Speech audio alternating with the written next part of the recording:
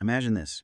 You've pored over college brochures, maybe dreamed of a specific campus, and then, bam, the moment arrives, the acceptance letter.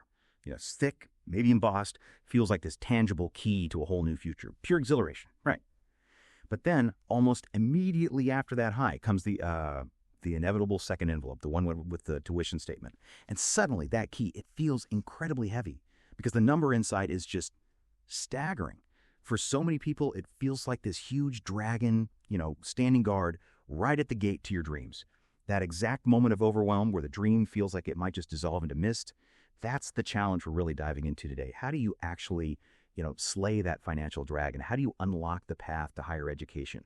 We're going to navigate the, let's be honest, often intimidating world of student financial aid. We'll cover grants, loans, and really get into mastering the free application for federal student aid, what everyone calls the FAFSA. Our insights today come from some really fantastic, clear explainers, including this brilliant resource that frames the whole thing as an adventure, like a FAFSA quest guide. You've hit it exactly. That feeling of being completely swamped, first by the cost, then by, frankly, the bureaucracy of financial aid, it's incredibly common, universal, really. So our mission in this deep dive is to hopefully demystify this critical process for you. We want to give you a kind of shortcut to being well-informed, help you see it not as this impossible barrier, but more like a map to a hidden treasure. We'll try to provide a clear structure, share some maybe surprising facts, and fingers crossed, spark a few aha moments that make this whole journey feel, well, clearer. Okay, let's unpack this with a story then. Let's talk about Clara.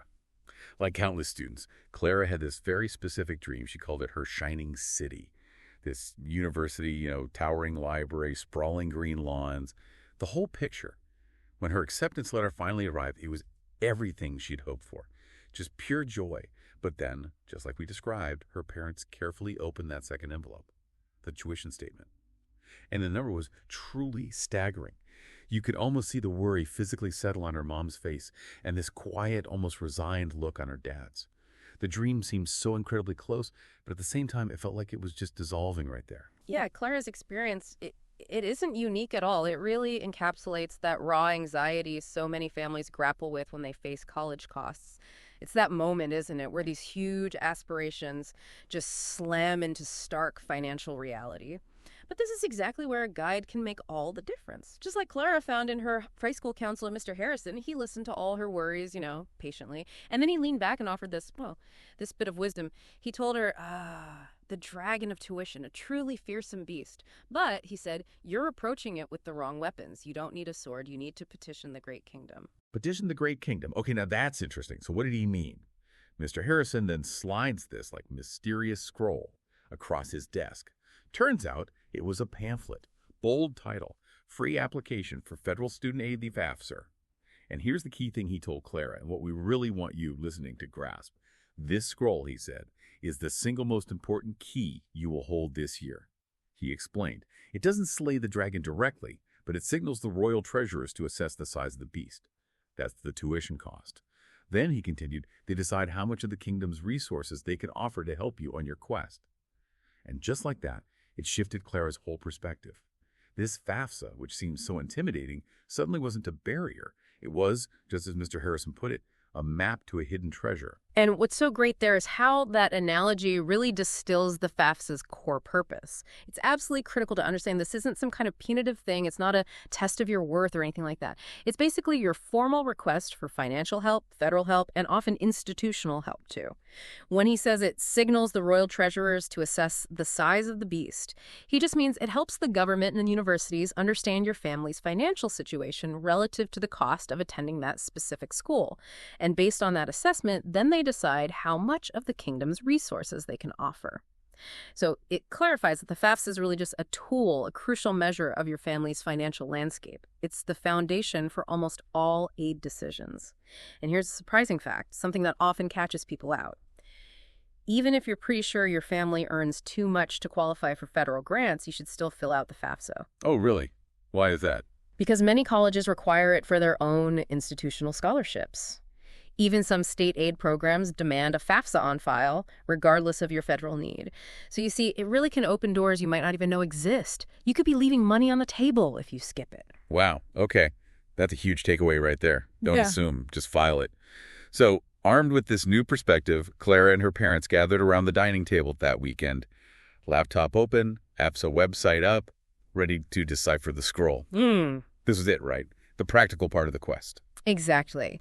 This is where petitioning the Great Kingdom stops being an abstract idea and becomes, actual steps, actual actions. And like any quest, you got to start at the beginning. You need to forge your identity, secure your spot. So the FAFSA is the petition. What's the absolute first step? Is it just diving into the form, or is there something you need before that, like a digital key? That's a great way to put it, a digital key. Yes, that's absolutely foundational. Before anything else, both the student and one parent, this is important, must create their own FSA ID. Think of it as your unique electronic signature. It's your secure digital handshake with the Department of Education.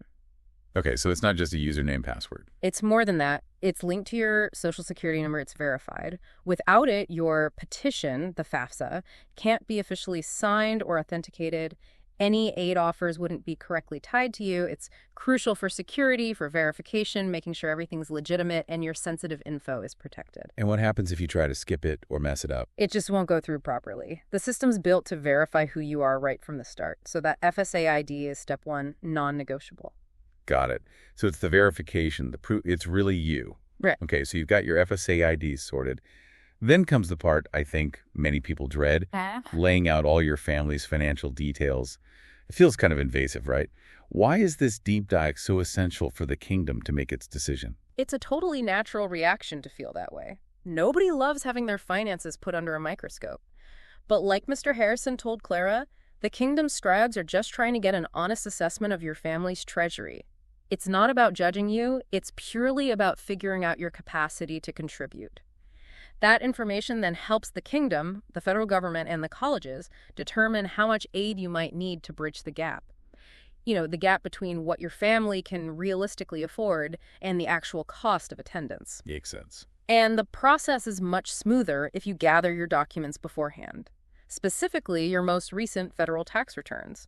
And here's where technology really helps that magical quill idea. There's a tool right on the FAFSA website, the IRS Data Retrieval Tool. It lets you pull your tax information directly from the IRS into the FAFSA form. It minimizes typos, speeds things up dramatically, and honestly, it makes that nosy courtier feel a lot less intrusive. Okay, that direct IRS import sounds like a game changer. Does using it mean you're totally safe from errors, or are there still common slip-ups? It definitely reduces errors significantly, but it's not completely foolproof. Sometimes people might accidentally link the wrong tax year, for example, or they might manually enter something somewhere else on the form that accidentally overrides the correct IRS data. So even with the magical quill, you still need to do a careful review before you hit submit. Always double check. Good advice. Then step 3 is pretty straightforward. Listing the citadels, your school choices. The FAFSA asks for the federal school codes of the colleges Clara was applying to. This is basically how she told the kingdom where to send the treasurer the FAFSA info if her petition was approved. And you can list quite a few, right? Yep, you can list up to 10 different shining cities, 10 institutions on your initial FAFSA to receive your report. You can add more later if needed, but 10 is the limit per submission. So this is essentially telling the government, okay, I'm interested in these places. Please send them my financial blueprint. Which makes sense because then each college uses that info to build their own specific aid package for you, doesn't it? Precisely. Each college takes that FAFSA data, particularly a key number we'll get to called the EFC, and uses it as a starting point to craft their individual financial aid offer. Listing multiple schools just ensures all your potential options get the info they need to consider you for their aid programs, which often include their own institutional money on top of federal aid. Okay, makes sense. ID, financial schools. What's next? Finally, step 4, submitting the petition. After that careful review for typos seriously, one wrong digit in a social security number or income figure can cause major delays. Clara and her parents use their shiny new FSA IDs to electronically sign. Then click Submit and zoom. The petition is off, flying on digital wings to the heart of the Great Kingdom, which in reality means the U.S. Department of Education's processing system. And hitting Submit triggers this really complex but absolutely crucial calculation behind the scenes. What exactly happens then? What's the main thing that comes out of it? Right. That's where the kingdom's master accountants, the federal processing system, take over. They crunch all the numbers you submitted using a standard federal formula. And the result is this single kind of mystical number called the expected family contribution, or EFC. EFC, okay. Now, this is super important. The EFC is not the amount your family will definitely have to pay. Let me repeat that. It's not your bill. It's what the federal formula determines your family could theoretically contribute towards 1 year of college costs. The formula looks at income, certain assets, family size, number of family members in college at the same time. It's complex, but this EFC number, the single figure, would determine everything in a way. Because colleges subtract your EFC from their cost of attendance, COA, to figure out your demonstrated financial need. Yeah. EFC is the absolute linchpin of the whole federal aid process. Got it. COA minus EFC equals need. Okay, so you submitted the EFC is calculated. Then comes the waiting game, which I imagine feels pretty long. Mm-hmm. What's the typical timeline, and what should families really understand when that financial aid offer finally lands in their inbox? Oh, that waiting period can definitely be nerve-wracking.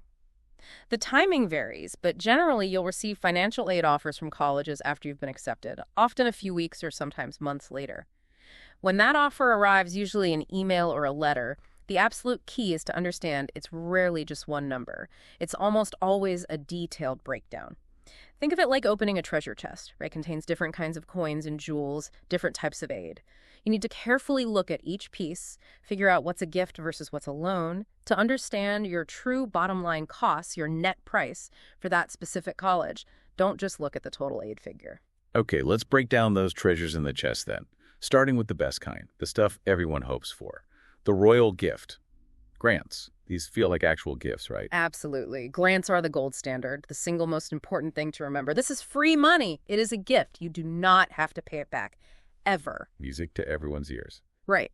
The big federal one is the Pell Grant, which is primarily based on financial need calculated from the FAFSA. But colleges also offer their own institutional grants, often based on need or sometimes merit.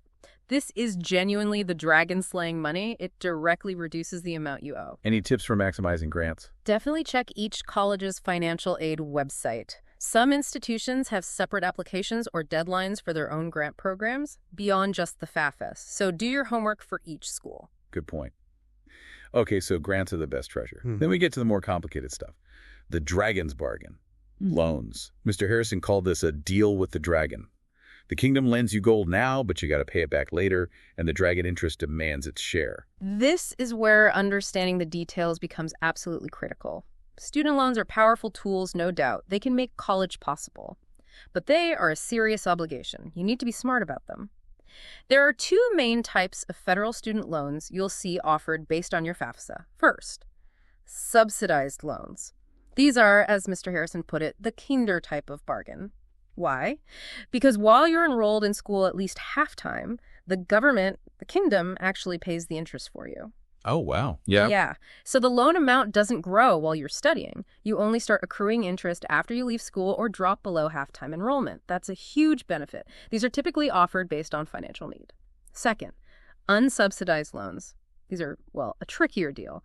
With these, the interest starts adding up, accruing from the moment the loan money is dispersed, even while you're still in school. Yeah. It means when you graduate, you'll owe the original amount you borrowed, plus all the interest that piled up during your studies. These are generally available regardless of financial need. So for both types, the crucial rule is crystal clear. This is borrowed money. It's a tool, yes, but it is a debt that absolutely must be repaid, with interest, eventually, for both. And you don't have to take the full amount offered, right? Exactly. That's the power of choice. The offer might list a certain amount, but you can choose to accept all of it, some of it, or none of it. Be strategic. Borrow only what you absolutely need. And always prioritize accepting subsidized loans first if they're offered, because of that interest benefit. Also, just a note, federal loans generally offer much more flexible repayment plans and borrower protections compared to private loans you might get from a bank. That's a big advantage, too. Okay, that distinction between subsidized and unsubsidized is vital. Good to know. Beyond gifts and bargains, there's also the royal apprenticeship, work study. This isn't money just handed to you, right? It's more like an opportunity to earn. Precisely. Federal Work Study is a program that provides funds to the university to pay students for part-time jobs, usually on campus or sometimes in community service roles. The rule here is simple. You earn this money through work, through labor. It's paid directly to you in a regular paycheck, just like any other job. It doesn't go straight to tuition. So it's good for day-to-day expenses. Exactly. Perfect for covering things like books, supplies, food, transportation, just general living costs. It helps you cover expenses without adding to your loan debt. Plus, you get valuable work experience. It really is a win-win if you qualify and can find a position that fits your schedule. Eligibility is determined by the FAF. Makes sense. And finally, the last category in the treasure chest. Heroes rewards or scholarships. Like grants, these are gifts, right? Yeah. Clara had applied for some separately and was thrilled to see one from her university actually listed on her aid offer. These are often based on achievements, talents, that kind of thing. Yep. Scholarships are fantastic. Like grants, they represent money you don't have to pay back. Free money. They often recognize specific achievements, academic merit, artistic talent, athletic ability, community service, specific fields of study, you name it. The scholarship Claire got from her university was likely an institutional scholarship, included in her package because she met their criteria. But it's also super important to pursue external scholarships, those offered by private companies, foundations, community groups. That's a whole other treasure hunt that runs parallel to the FFS process. So don't stop looking just because you filled out the FSL. Absolutely not. There are thousands out there. A little research can yield big results. Every scholarship dollar you win is a dollar you don't have to borrow. Okay, so Claire and her parents now have this breakdown. Grants, maybe some scholarships, work-study opportunity, and the loan offers, subsidized and unsubsidized. They can see the whole picture. They added up all the free money, first the grants and that scholarship. And you said this slayed a huge portion of the dragon. Then, crucially, they looked hard at the loans. What was their informed decision there? How did they approach that bargain? This is where it all comes together. This is the power of understanding the different aid types. They looked at the subsidized loan offer, the Kinder bargain, and recognized its value with the interest paid while she's in school. So they accepted that full amount. But then they looked at the unsubsidized loan offer, where interest starts immediately. They calculated what they really needed to cover the remaining gap after grants, scholarships, and their own planned contribution. And they wisely chose to turn down part of the unsubsidized loan. They borrowed only what they absolutely needed, not the maximum offered. So they took control. Exactly. That's the key. The total cost of Claire's Shining City was no longer the single, terrifying, monolithic dragon. It was transformed into a challenge, yes, but a manageable one. They hadn't wiped out the cost, but they'd significantly reduced the scary parts, understood the obligations they were taking on, and felt empowered. The FAFSA, which seemed like this monster at the start, had actually revealed its true nature. It wasn't a monster at all in the end. It had been a key. It unlocked that treasure chest of grants, offered a fair, understandable bargain for the necessary loans, and even gave her a chance to earn her own way through work study.